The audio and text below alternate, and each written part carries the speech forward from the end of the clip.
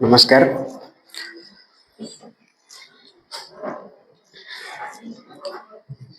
चैती 2025 कविता आसर को समस्त को मोर नमस्कार। बीओ मेम्स वीडियो मेम्स आमर समस्त सार एवं समस्त कवि मान समय संसार सागर प्रवाहित जीवन नौका जन्मर आरंभ हुए एक अदृश्य यात्रा जार कूल अस्पष्ट किंतु यात्रा अर्थपूर्ण होता है एवं यही जीवन यात्रा रे केतेबेले आसे थाए दुखर झंझा तो केतेबेले आसे सुखर शीतल पवन अनेक घात प्रतिघात भितर आम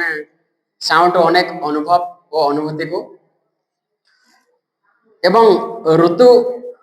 प्रवाहित ऋतु परिवर्तन चक्र रे समय आसे आमर कर्ममय जीवन रु विदाय नबार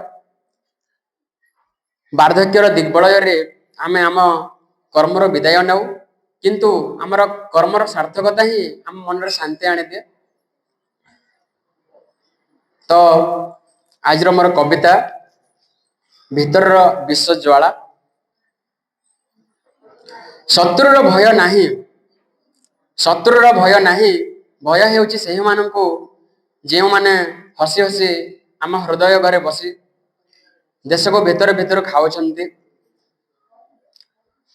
माटीर भल पाइबा देखाई अंधकार मन को लुचाई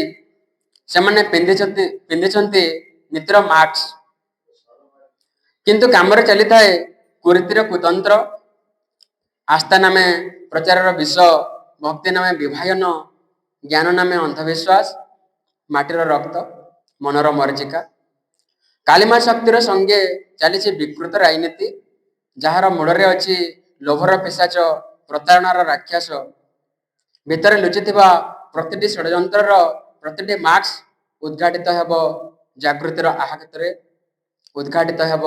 जागृतिर आहत। धन्यवाद।